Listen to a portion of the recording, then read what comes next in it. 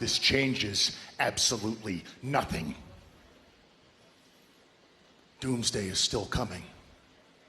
Because no matter where the time is told, in the end, everybody pays the toll. And God help the obstacles that will be in my path. Tick-tock. Boom, boom, boom, boom, boom, boom, boom, boom, boom. Now tell me what you gonna do when it ain't nowhere to run. When judgment comes for you. When judgment comes for you. Tell me what you gonna do when it ain't nowhere to hide. When judgment comes for you. 'Cause it's gonna come for you.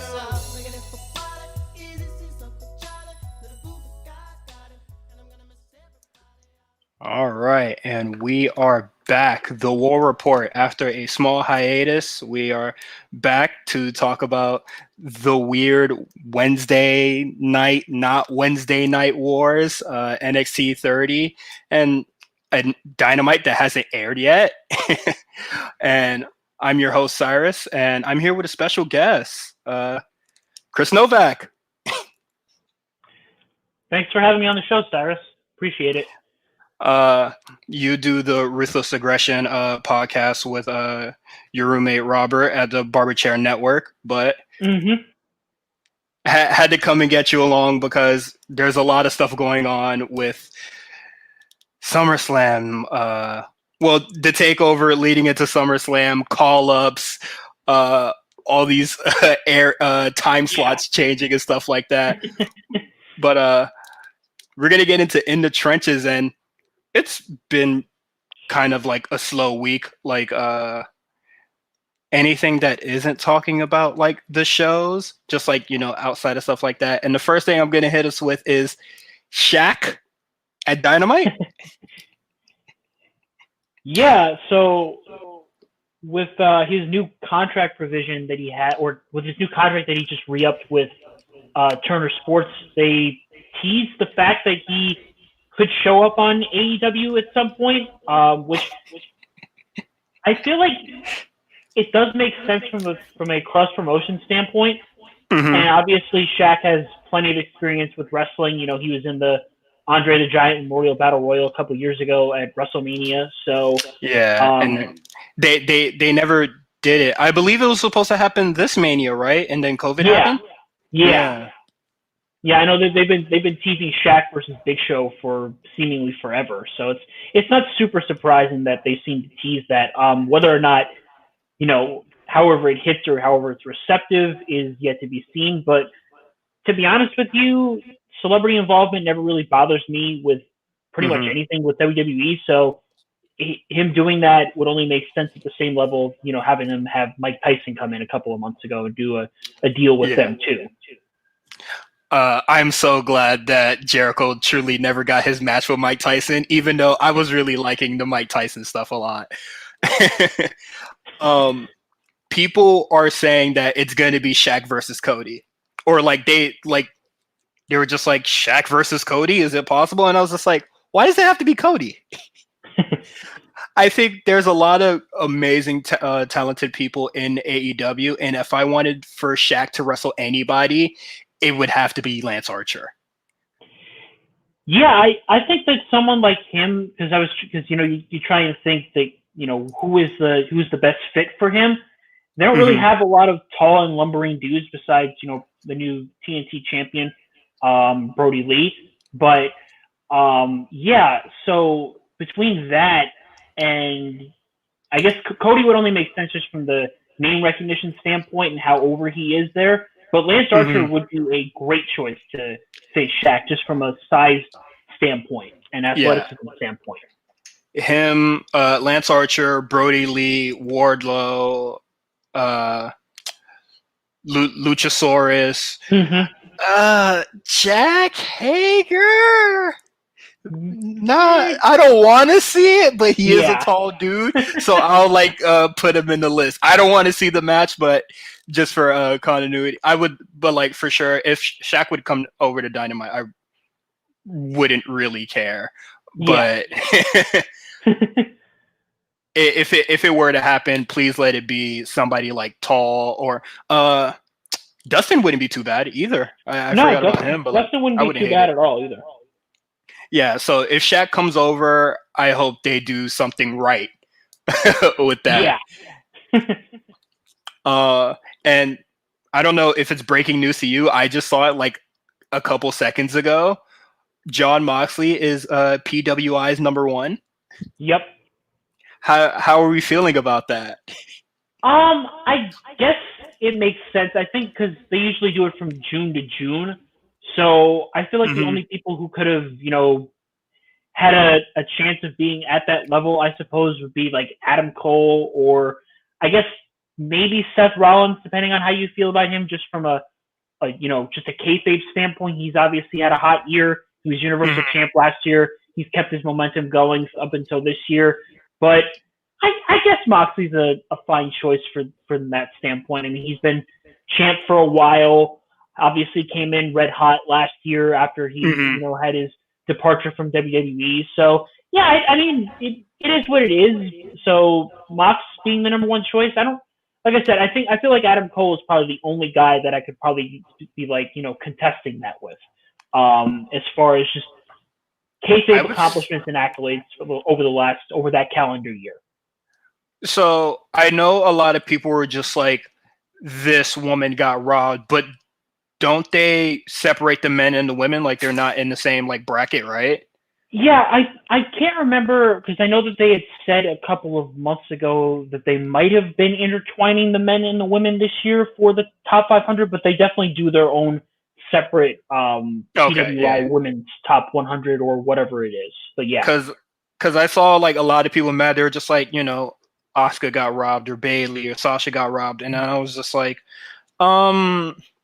they have like a whole separate list for that. Like this isn't the first time we've seen like a PWI list, you know, exactly. And people act like they're seeing it for the first time. But I definitely think that Moxley is for sure. Like, I don't necessarily think he's a bad pick, but there are also a lot of good other picks. Like I think Adam Cole, Keith Lee, Rollins are a really good one.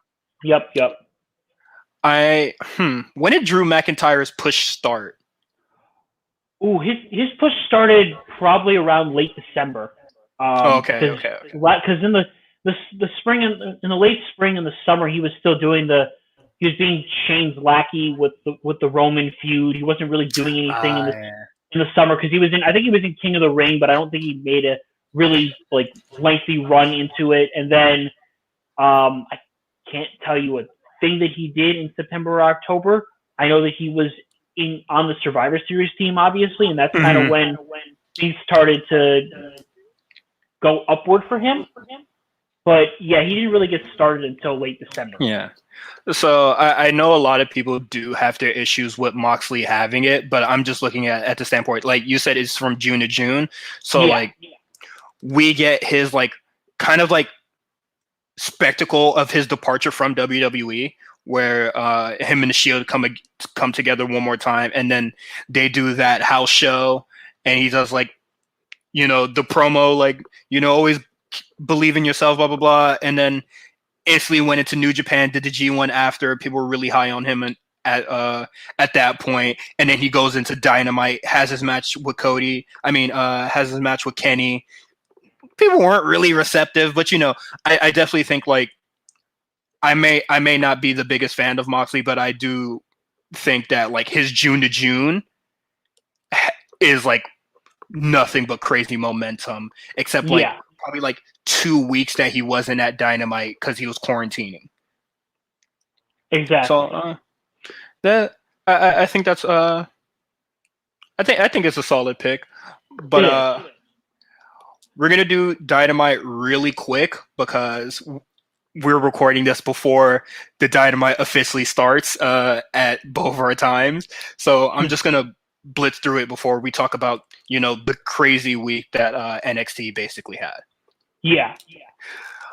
So Eddie Kingston unites Butcher and the Blade and the Lucha Brothers. And I just thought that was weird because they were already like friends at that point, and I just have no idea where this stable is going to fit in AEW with, or like as a heel stable, like where they're gonna fit with the Bucks, Dark Order, and basically themselves. Like, where is that gonna lie? I do not see them winning the championship, the tag team gauntlet that's going to be happening tonight. So I'm just like, what are you going to do with these guys? Yeah, I would probably agree with your standpoint there, because they are obviously quite crowded with not only just the tag division but stables aplenty in there. So it is an interesting choice. Exactly. Yeah.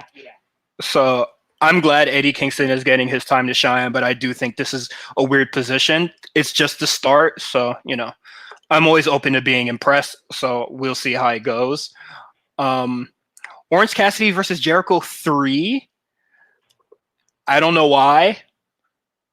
Well, it is 1-1, so this is the rubber match. Hopefully Orange Cassidy wins. I'm surprised he got his first win over Jericho, but it's even now, so they're going to have the rubber match at All Out. Hopefully they get it. As I already mentioned, there's going to be a tag team gauntlet match to see who challenges Kenny Omega and Hangman Page. I'm thinking it's the Revival. If it's not the Revival, what the hell are you guys waiting for? Yeah, exactly. That title needs to get off Hangman and Kenny. Like, I do love them as a team. I think Hangman has been doing an amazing job, but like, let's kind of move that story forward with Kenny sort of being like, kind of losing it a little bit. Like, let's speed that up a bit. Also for All Out, we're going to get Thunder Rosa versus Hikaru Shida. Okay.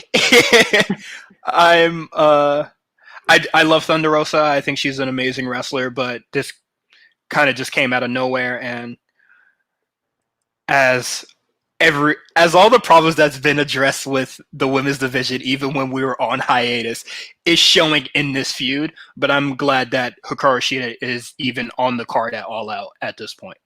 Hopefully they give them time, because if you're going to have Thunder Rosa come over, don't give her like a 10-minute match. Like, she is a fantastic wrestler, NWA Power's women's champion. So like, let's do that. And I'm really enjoying AEW giving NWA Power people some time, or just a job, so that's really good, till God knows when NWA Power comes back. Brandy Rhodes did not win the women's tag tournament, and apparently there isn't a title belt that comes with it. So all the worries that I was worried about before the hiatus aren't here. Everybody was like, some leaks came out on Reddit saying that Brandy Rhodes might book her way to the top, and it turns out it was a lie. So let's go. That is a win-win for me. Yes. Whatever they do with Diamante and Ivelisse, I don't really know. Diamante already lost to Hikaru Shida before, so I don't see her having a title shot. So maybe they give it to Ivelisse. Who knows? But the big thing that we have to talk about is Brody Lee versus Cody Rhodes for the TNT Championship. I was very surprised that this was a squash. Well, yeah, I'll say it's a squash. This is probably the shortest match that Cody has ever had, a championship match that Cody has ever had. So like, I'm very surprised here. Yeah, I mean, like, everyone had been talking about, how he just pretty much got clobbered in this match, and obviously with how Cody's matches have been going, you maybe expected it to be a little bit lengthy. Maybe they go a little bit 50-50 on each other. No, they booked Brody like an absolute monster in this match, and he won with his discus lariat. He, like I said, it was just a straight up squash. Cody pretty much stood no chance from bell to bell. And I mean, hey, that whatever troubles that they had with Brody going into this match, and certainly they were focusing on some weird stuff with him, with him parodying Vince, and making wisecracks at WWE and whatnot, and that wasn't really what people were looking for from him when he got to AEW. But if they keep on the straight and narrow here with him, he'll obviously shine because we know how good he is and what he's capable of. And this match was, indicative of that, I think. And I'm intrigued to see who will be eventually the one to dethrone him. I don't know if they're going to run this match back. I don't know when we'll see Cody again. But credit to him, credit to them booking the match this way, and Brody is obviously going to get plenty of intrigue for this. Yeah, I would agree as well. Just when Brody Lee was coming in, I was very worried about him being, skyrocketed into a title match with Jon Moxley. And I said it before on our prediction show way back for, I forgot what pay-per-view it was. I think it was, I believe it was Double or Nothing. But I was just like, if Brody Lee wants to prove that he deserves to be on top in the Dark Order, he needs a championship. And at that time, I wanted it to be the AEW belt. But it is what it is. Dark Order is as dominant as outside of the jobber guys, the number guys, basically. He's showing he's showing that his leadership is strong, and I'm pretty sure that looks great for all of his followers, because if you were to lose 2 championship matches, I'm sort of losing faith. I would lose faith in my leader. So I think this is really good. He winning in dominant fashion, Dark Order all present, and him bodying the Rhodes family after that was really great. So yes. If I were booking this, his next match would probably be against Dustin. Have him body Dustin, and then you can move on from that story. And if anybody were to dethrone Brody Lee, I will call it now. I would like for it to be Hangman Page. Yeah, that would really work. I just think if Hangman Page really needs he really needs that singles run. I definitely think that this tag team championship run has done it for him, especially that Bucks match. And he's, stayed on top even after that. So if they were ever to lose that tag team title and he starts losing steam a bit, I would start this program with Brody Lee. And they already have problems now. So for just to weave it all together in a couple months from now, you can get the match at next pay-per-view, I guess. We can get Hangman Page versus Brody Lee for the TNT Championship. And no more of the, the Open Challenge? Yeah, that's what it was called, the Open Challenge. So no more JP War horses. Everybody on Twitter can stop begging for a match. And AEW can just, I guess they'll do their talent scouting differently now. But now we have the amazing show that was TakeOver 30. The show that counter-programmed AEW Dynamite that Saturday, which I thought was so weird. When I heard it was happening on Saturday, I was just like, well, why?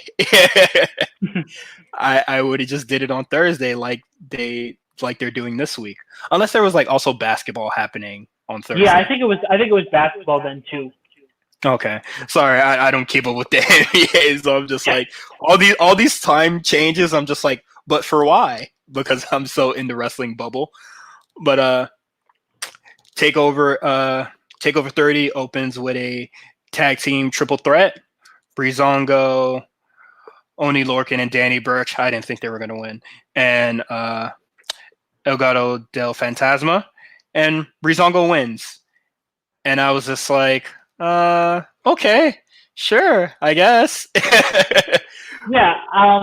When I went into this match, because we had talked about this on the Ruthless Aggression pod, I had honestly thought that Lorcan and Burch were going to get the win, because I thought that Breezango and Legado del Fantasma would have settled their issues elsewhere first before Because I didn't think, especially since we now know that NXT UK is coming back, I didn't think Imperium was long for being tag champs anymore. So my thought was that Burch and Lorcan would win, then they would take the tag titles, and then they would drop them to Legado del Fantasma. However, as we know, that didn't happen. Breezango won, and they became the number one contenders. So I was like, okay, then and my logic still applied that, Imperium wasn't going to be tag champs for long, and then eventually Legado del Fantasma would be champs because they're obviously pushing them. They're obviously pushing Santos. They're pushing Wild and Mendoza, and it's not even just based on everything on TV. I mean, they came out with like 5 or 6 shirts for them. So it is obvious that somebody is behind them. The marketing team is behind them. So they're going to be getting, big pushes. So I always thought that no matter who won this match, it was going to be the face team. So the fact that Breezango won was like, okay, cool. Yeah. At that point, it was just like, it's a ticking time bomb after that for Imperial's title reign. And honestly, I'm pretty sure everybody at some point forgot that they were tag champs. So I'm glad it's off them. At first, I was just like, oh, Breezango could do anything when they're serious. And I was just like, okay, how many times are we going to run this gimmick where it's just like they can do anything if they're serious? And I think they did that like 2 years ago when they had a tag team match against the Usos. Yeah. And they were just like, at first, it was just like, they were doing the costume changes and just like, messing around. And it was just like, now they get serious and they really turned up the heat. And at this point, well, I don't want to jump ahead, but they win the tag team championships. And I was just like, well, I'm along for the ride. Impress me. Damn it. I want to see how this goes. We get Balor and Tim Thatcher in a very different Finn Balor match. Yeah, I'll say.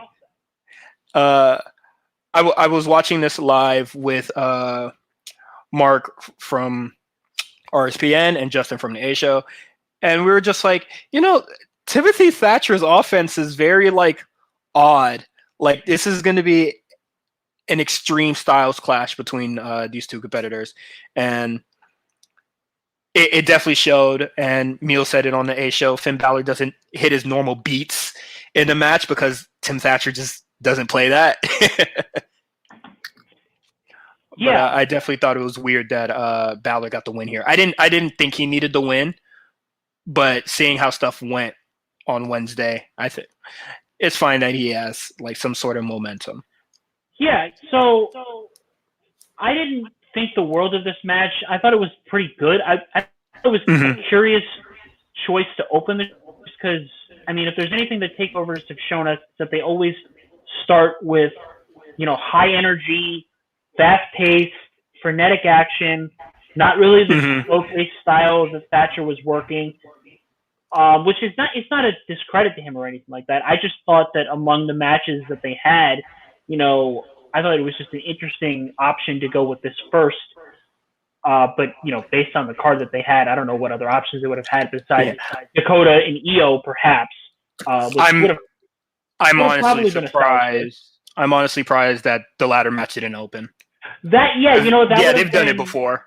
Yeah, they've done that. I mean, they did that the first time in New Orleans. So, but yeah, Finn winning at the time shocked me a little bit. Although I wasn't necessarily mad at it, just because if anybody in that brand of promotion or whatever needs some sort of direction and momentum, it's him, because he's just been spinning his wheels for months now, and it's been something that I've thought about. Like, yeah, you can blame happening with the pandemic and how it reshuffled plans for him and Walter and whatnot, but I mean we're 5 months into this era of programming for WWE and NXT, so it's like you can only use that excuse for so long. So Thatcher, they seem to be positioning him in the North American Championship scene in that mid card. So a loss, it doesn't necessarily hurt him too badly because he still does have that win over Riddle in his back pocket.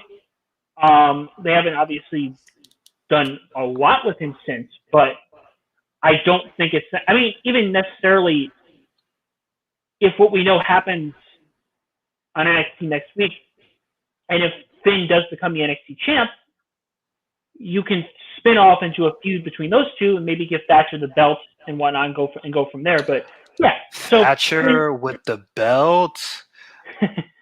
Ooh, that is very risky. Yeah, I would agree, but at least even if you don't give him the title, it could be a feud from day one for him. For Finn. Okay. If they decide to continue it, although like it did seem like they were positioning him in the mid card based on what we saw.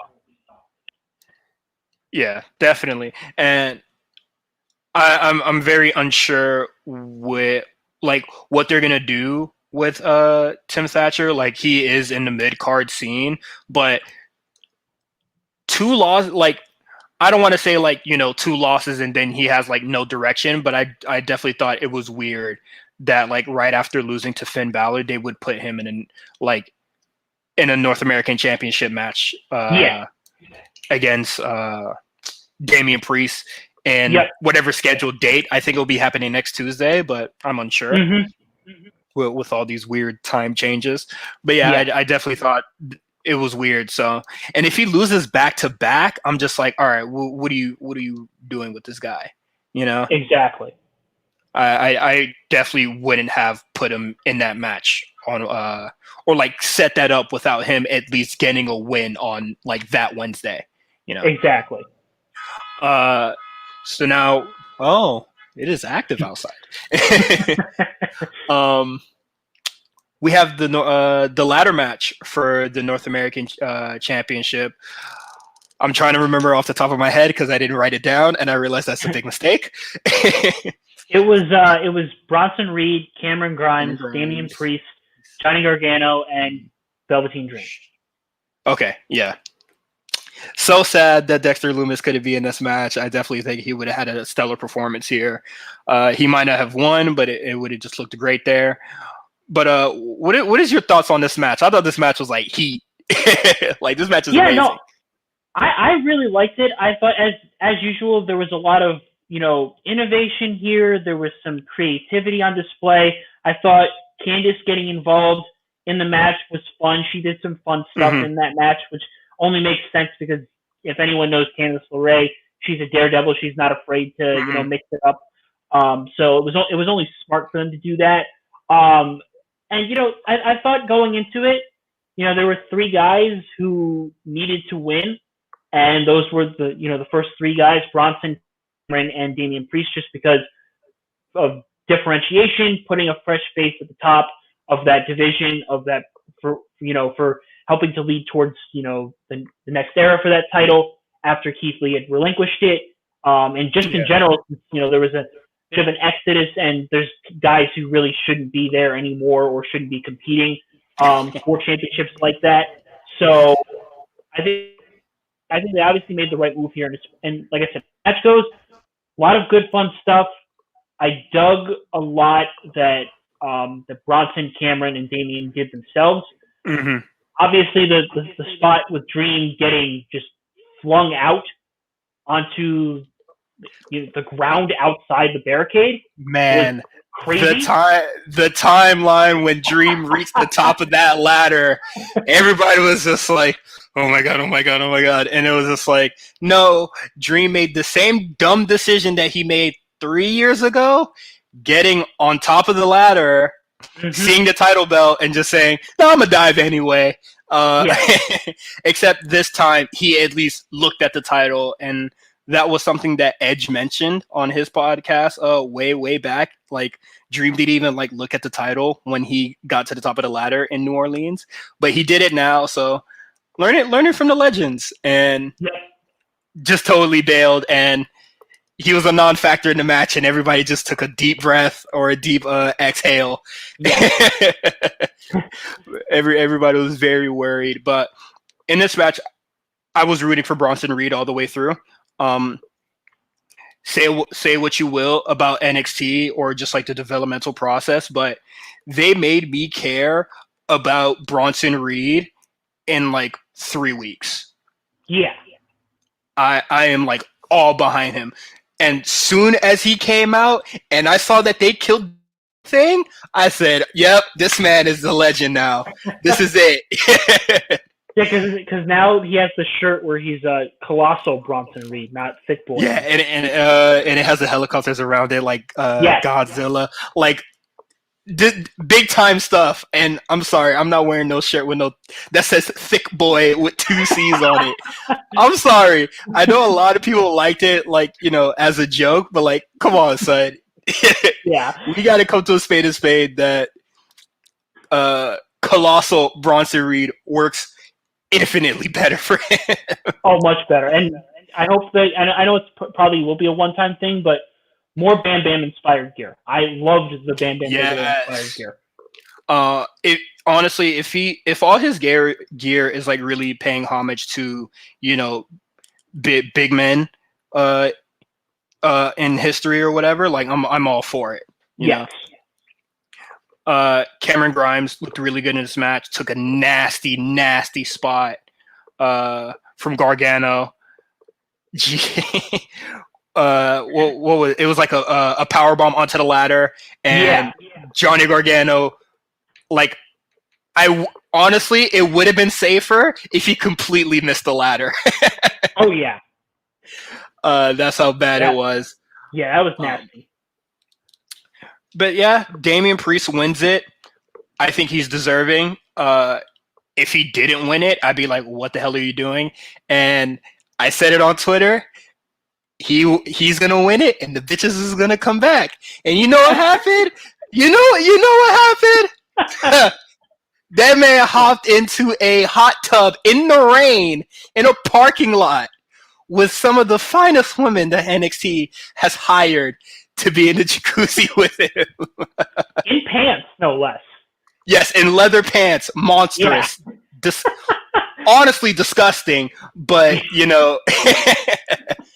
I said it. I do not lie to the people. The ladies come back, and his name is his name is in infamy, even though he's a face, but it is what it is. Now, a match that people don't want to admit impressed them or blew them away, Pat McAfee versus Adam Cole.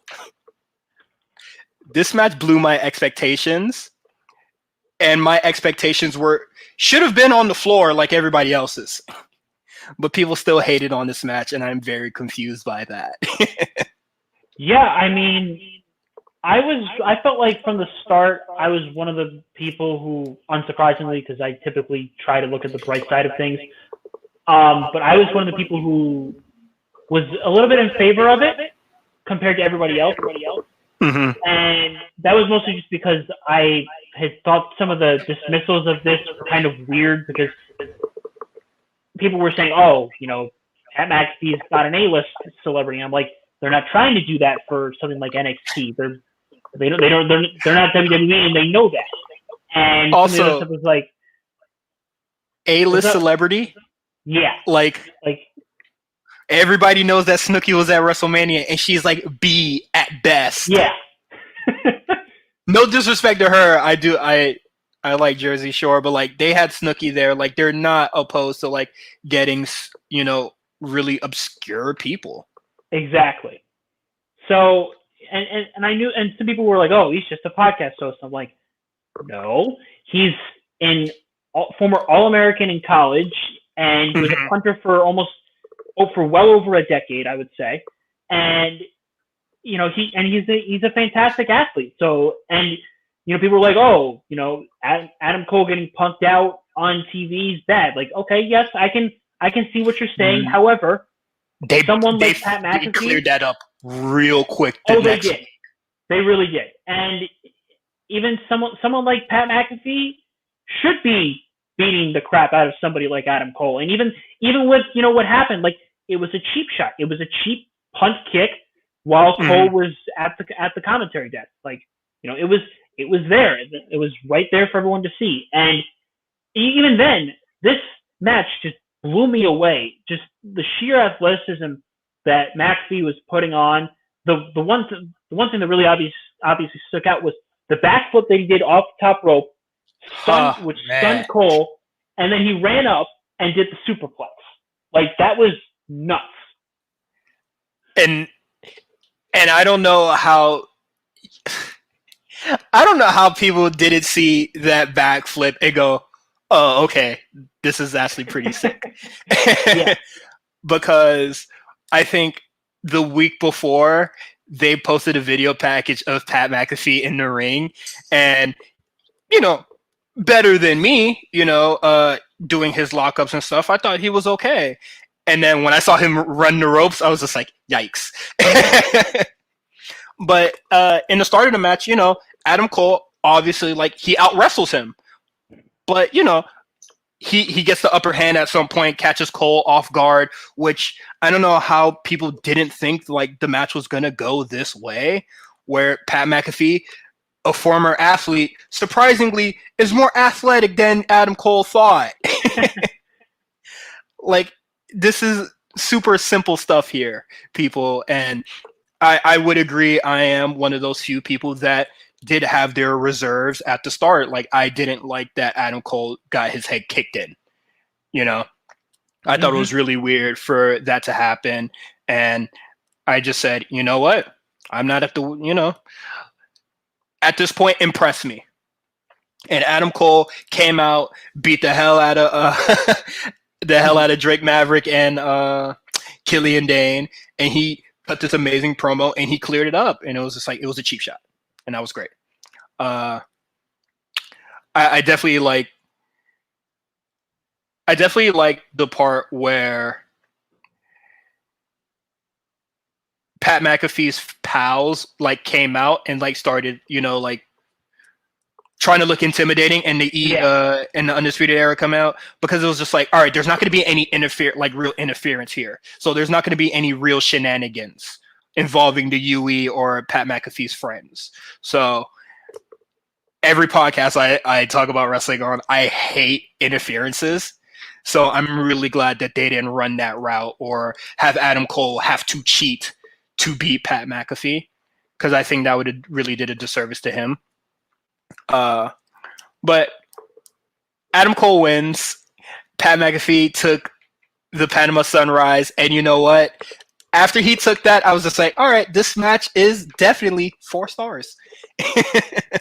Because Pat did not have to take the Panama freaking Sunrise. They could have just ended that after the last shot and then be done with it. So more credit and all the respect in the world to Pat for taking that move. My God. Yeah, and people are mad and they're gonna stay mad.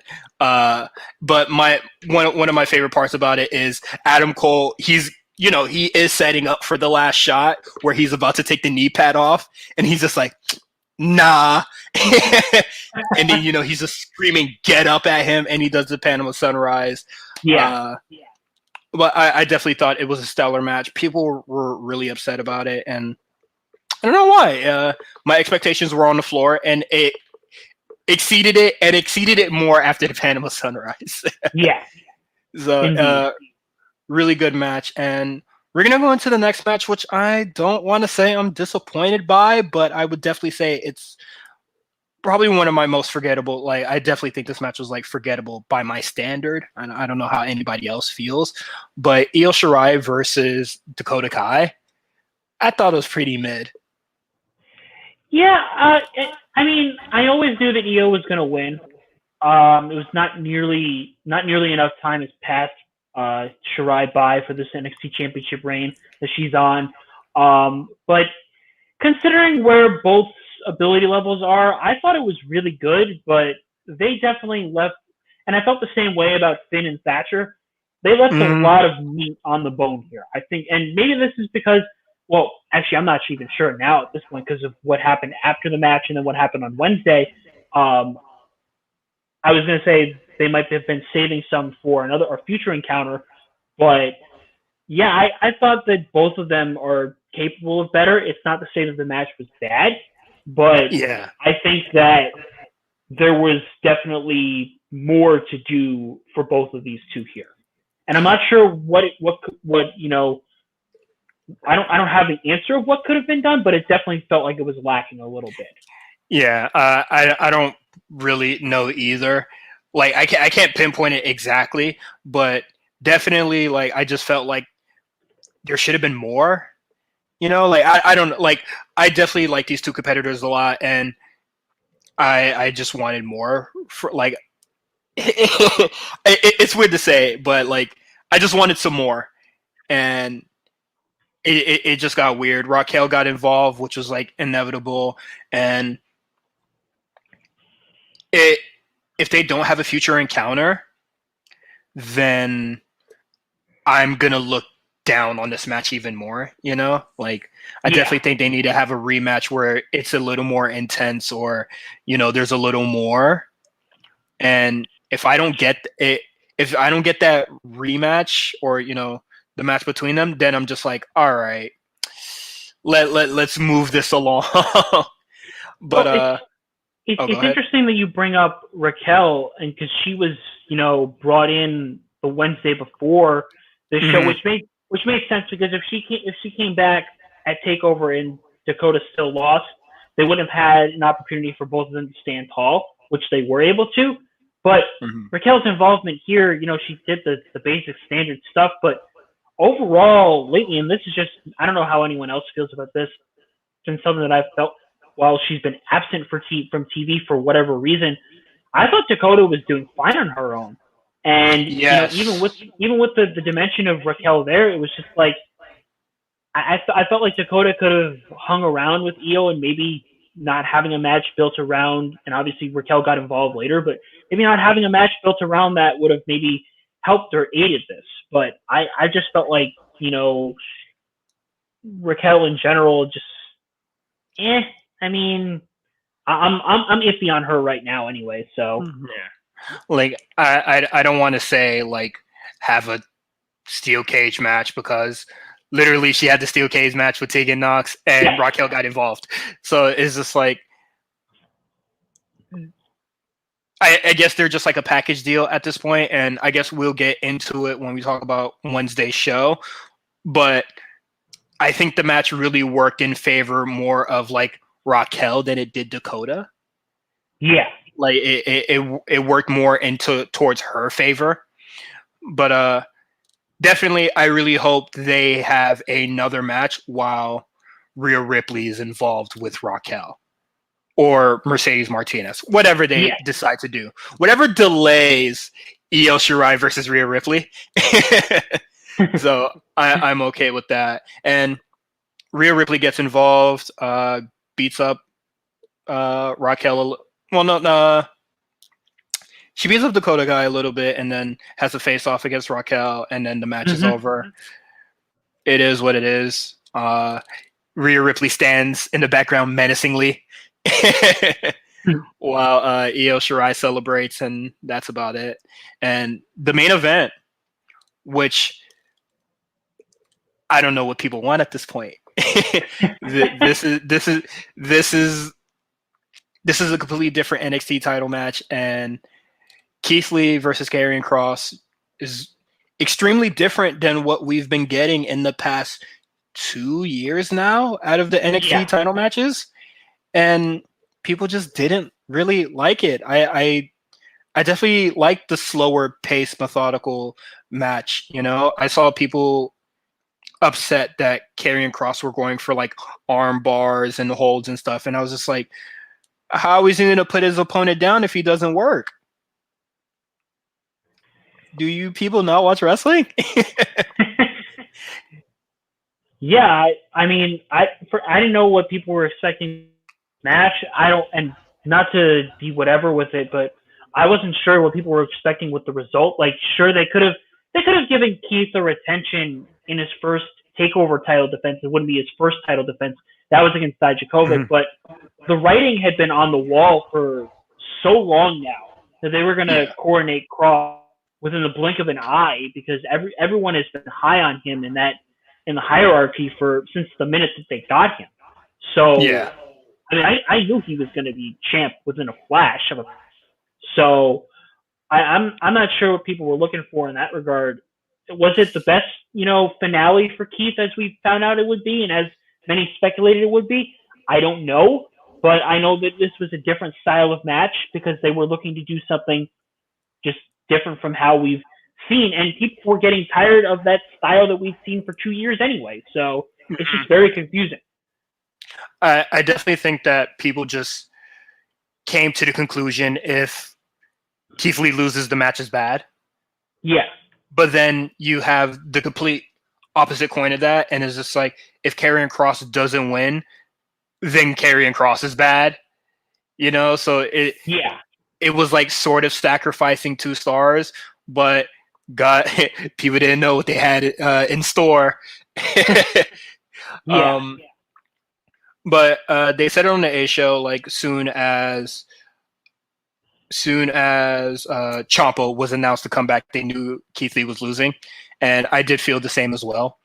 But I was always okay with Keith losing.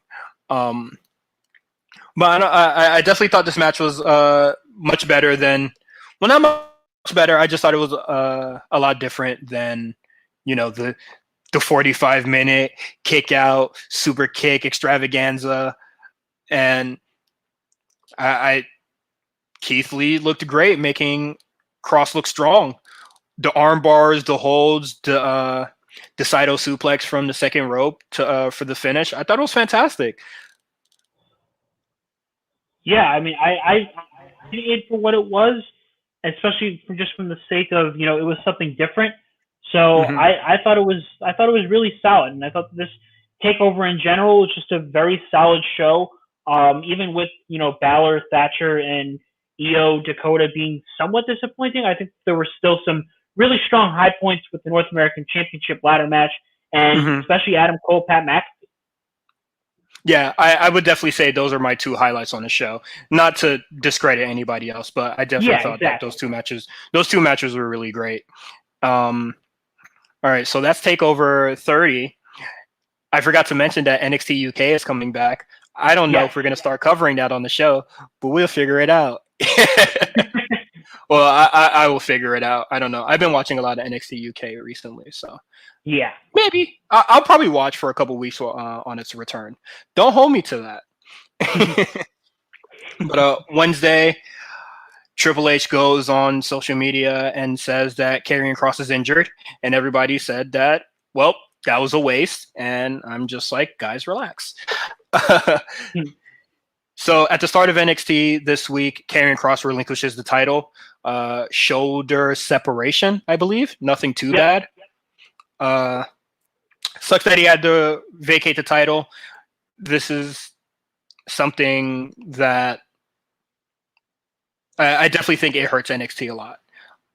Like, I don't want to say that NXT is ruined with him gone, but knowing the plans or just why they were on him, like you said earlier, this sucks. This really sucks. It's a double whammy for them, because obviously they don't have Keith Lee anymore, and they also lose the guy that they were obviously planning on having be the overarching top guy in the company, in the brand, or what have you. And if you read between the lines, we don't know what's going to happen with Undisputed Era, and there's later on in the show there's something interesting that happens with all of them, and Adam Cole in specifically. So you have, I think, a finite amount of choices for your guy who should be at the top, and we'll talk about that in a little bit. Yeah. So they lose two people who they obviously had, they obviously either had huge plans for going into TakeOver 30, or were going to have plans in the aftermath of TakeOver 30 in Kross, and the former with Keith. Yeah, and given NXT's history with champions that get injured, normally when they come back, it's not like the best stuff.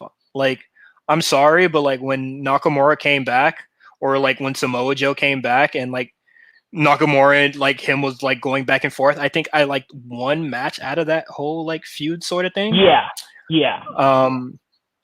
Aleister Black got injured, and then we got like the insane Johnny Gargano Ciampa like trilogy of championship matches, I believe. And I definitely thought those matches were fine, but like, a lot of it brought a lot of exhaustion to a lot of people. Agree. So hopefully with the champion getting injured, it isn't so painful this time around. And honestly, we'll just get right to it. They have a plan where all former NXT champions on the show will be having a triple threat 60-minute Iron Man. Yeah, it's a fatal 4-way because it's Gargano, Ciampa, Cole, and Balor. A fatal 4-way 60-minute Iron Man match. One, there's probably going to be like 3 matches on NXT next week, and this is one of them. Yeah. And I definitely do think that this is incredibly smart. Like, people may not want to watch because it's Tuesday, whatever viewers and time slots, and like the time slot change might lose viewers or ratings, whatever that people were worried about. So I definitely think that them just getting it out of the way now, rather than like having another tournament or having another like set of qualifiers or a ladder match again, like cut straight to the chase. And the people involved are people that they already trusted with the belt, people that already like sort of quote unquote carried the company or put the company on their back. And I think that's really smart. Yeah. So, and that first part that you mentioned about them, not doing a tournament or whatever, that was what my question was going to be about how they were going to crown the next champ, because they had already done the round robin G1 style tournament for the cruiserweights up in the past sprint. And then they just got through, doing sets of qualifiers and then, qualifying matches to do a ladder match for a vacant championship. And now they have to do something for another vacant championship, or in, the case of the cruiserweight, it was an interim title, but, that's just being pedantic. So they had to think outside the box, I think, here, and they obviously are way, way outside of the box with doing a fatal 4-way 60-minute Iron Man match. And I understand that people may not want to sit around for an hour and watch a match. That's understandable because, it's hard to keep anyone's attention for 60-minute Iron Man matches. They could have done it just for 30, and I don't think anyone would have really complained. Yeah. However, I will say 2 things here. One, if you're going to do a 60-minute Iron Man match, you might as well do it with the 4 guys here, because none of them are going to get really blown up. All of them, I think, maybe with the exception of Finn, who I don't think has worked many lengthy matches in the past, all of the other ones, they've kind of been built up for this. We know about the lengthy Gargano matches. Ciampa follows that same ilk. Adam Cole does as well. We know about with them and War Games and whatnot, and how long those usually go. So if you're going to do it, pick those guys. And secondly, it may not be for you, it may not be for everyone, but I think with it being a fatal 4-way match, you kind of can get a bunch of different combinations here, where if it was just a singles Iron Man match, it's just the same 2 guys fighting for 60 minutes. That's so much worse. For some segments, you could get Finn and Cole. For some segments, you could get Finn and Johnny, and Finn and Ciampa. And then, they'll obviously do something with Ciampa and Johnny, and Ciampa and Cole, and Ciampa and Balor. And then, they'll do Johnny and Cole, Johnny and Balor. And the combinations, there's about like 6 or 7 different combinations that they can roll with here. They can do triple threats. They can go with all 4 of them. They can have it split off into, a tag team match for 2 guys to work it to where it's just down to those 2. There's plenty of ways that they can maneuver it around here. I don't want to see them just have a kick out fest for 60 minutes, but I don't think that they're going to do that, even if they have been prone to doing that in just their standard singles matches. I think that they're smart enough to know, hey, we're going to go 60 here, so we need guys resting and we need guys being taken out. So they'll choreograph and they'll milk all of that into it, just like the normal triple threats and fatal 4-ways do in either NXT or WWE. Yeah, and I agree. And I do think that like Balor being there will kind of like mitigate the amount of super kicks that might will definitely rein them in. So I'm not too sure how I feel about it being 60. If you want to like watch it beginning to end, and I know people aren't very I'm sorry, I know people aren't high on Ciampa, Gargano, Cole, or Finn, but I don't think these guys have ever had like really bad matches on NXT. No. You know, like I think these guys are all four of them are fantastic wrestlers. So we either might get a classic or a long drawn out okay match. Yeah. Excuse me. So that's how I feel about it. And honestly, if Finn doesn't win, then this match sucks. I'm sorry. Yeah. If Finn don't win, I'm giving it a -1. Yes, Finn has to be the choice here. They just had, the 380+ day reign with Adam Cole, and no disrespect to either of them, but Johnny Gargano and Tommaso Ciampa should probably never be NXT champions ever again. They probably shouldn't even be in the brand, but we know how they feel about it. So they'll be here. They'll always be in these spots. So if I had to rank it from people that need it the most to the people that need it the least would be Johnny Gargano, Cole, Ciampa, Balor. Balor needs that. Yes. Because I think he's only been in one championship match since his return. Yep, and that was the December 18th episode, the one where Rhea had won, but they had Finn lose that match because I believe Johnny came back that night, if I'm not mistaken. Okay. That does sound about right. Yeah, and even in December, I had my worries about Balor even being near that title, Yeah. So this is their chance to do some, I don't want to say course correcting, but let's do what's best for business here. I definitely think that Balor definitely needs it. We're coming up. Well, let's wrap it up. We're coming up on time. Sorry for people that did the last rites, but I'll read them next week. No problem. Fandango win the NXT championship. Okay. Who takes it off him? Legado del Fantasma. I was going to say the exact same thing. Yeah. And good for Breezango. That's both of their first championships in the NXT era. I know Breeze, as Mike Dalton, had won a title back in FCW, but it's the first title for Fandango, who's been there forever, and Breeze has obviously been through pretty much everything. So good for them. Even if it's a short-term reign, which I think it will be, good for them for getting the titles and working this Breezango thing for the last couple of years to obviously a rousing success. Yeah, and there's no other heel team. I think Indus is still in the doghouse, so they won't be back anytime soon. So it has to be Legado del Fantasma. Yeah, Legado del Fantasma. It just has to be. Austin Theory returns. Big yikes. No more to say on that. Correct. Undisputed Era, Drake Maverick, and Killian Dane. What's our thoughts on this here? I got a big old question mark, but like I said earlier in the show, I'm open to being impressed. So, what's going on? I thought the most interesting thing here was what happened with Kyle O'Reilly, because which I didn't notice until you pointed out.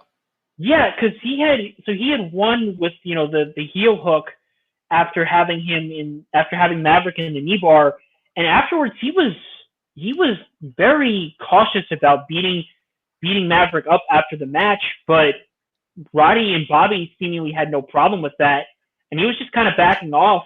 And then once Killian Dane came out, O'Reilly kind of hightailed it.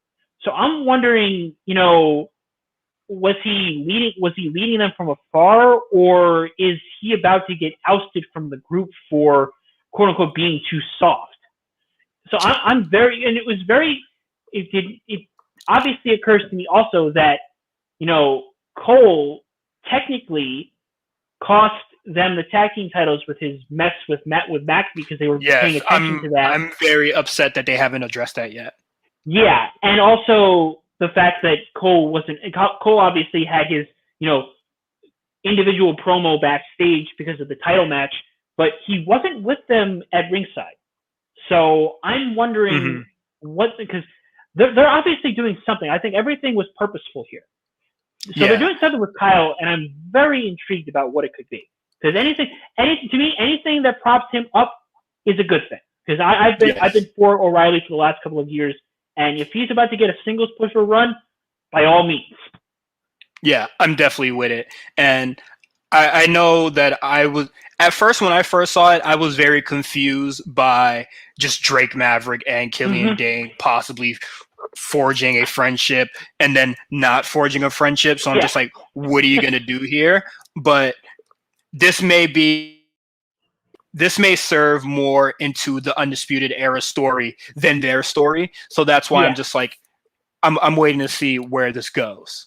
So hopefully next week or throughout the week, we might see some like weird stuff on Twitter, I guess. But yeah, God, please. I don't want to see any more Killian Dane. I'm sorry. I know I said I'm open to being impressed, but Killian Dane, he had his chances, man. And now we're gonna go into the main event. Rhea Ripley and Io Shirai versus Raquel and Dakota Kai. And honestly, this is really just Rhea Ripley versus Raquel Gonzalez. Yeah. And this match really serves to them more than it served for Io and Dakota. So I'm just, what are they doing at this point? Like, are we going to really focus on Io Shirai and, Raquel and Rhea Ripley? Like, is that what they're going to be doing? Like, is that how they're going to keep Rhea away from the title? Well, because it was weird because, they had been keeping Rhea away from the title with Mercedes Martinez, and she got involved here, but that was so secondary to everything. And then she got pinned by Raquel Gonzalez, and I'm like, okay, what? I know you're intertwining stories and everything, and that's nice, but it's just like, what is the end game here? Because technically, yes, you had the tag match the week before with Rhea and Shotzi against, Aaliyah and Mercedes, and Rhea took out Mercedes with that powerbomb or whatever out on the outside, but that business is unfinished, and now she has business with Raquel Gonzalez, who just pinned her. So you're doing a lot, but how much focus are you shining on your champion here? Not much.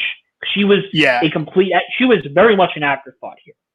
Yeah, she was a very afterthought in this match. Like, I'm sorry, but also I need Io Shirai to like be on the show. Yes. So like she was gone for quite some time before leading up to TakeOver 30. And yeah, I was excited to see her again at TakeOver 30, but like the match didn't really feel worth the wait like that to me. So not saying that I'm not too high on Io Shirai, but like I want to know if she's still that girl, like is she still that bitch? Because I'm looking very worried right now, especially where they keep like not putting her on the show. That worries me. Not like insanely, but it's just like, what are you doing for the main title if Raquel and Rhea Ripley are going to be like the top women's feud on the show? Exactly. Followed by, whatever Rhea Ripley versus the Rob Stone brand, and then Candice LeRae and Tegan Nox that are also there, which they haven't really started that up yet, but So I'm worried. Paul, fix it, make it right. Sean, make it right. Matt Bloom, make it make sense. I'm here for the ride, but I don't want it to be bumpy. Exactly. Yeah. So that's it for the show. AEW is going to start in 2 hours. I'm going to take a nap. And hopefully I'll wake up when the show starts. But thank you for being here, Chris. If there's anything you need to plug, let's hear it. Well, you can find me on Twitter at Chris M. Novak, ChrisMNovak. I'm the Ruthless Aggression podcast with my friends Rob and Pierce at the Barbershare Network.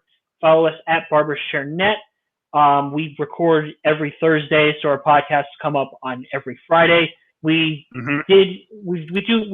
recently started doing podcasts on our Patreon, and the links are always there on the Twitter account as well. So that's really all I have to plug. And Cyrus, thanks for having me on the War Report. I really appreciate it. And obviously, you guys at RNC do an incredible job with all your podcasts and content. So I feel appreciative that I was able to be on this week's episode. No problem, man. It was really great to have you. And talking about RNC Radio, there's a lot of new podcasts this week. We have I'm Not a Genius with Mark, talking about iPhone 12 leaks, streaming service stuff. Black Variant, that talks about the DC fandom. That's what it's called, right? Mm-hmm.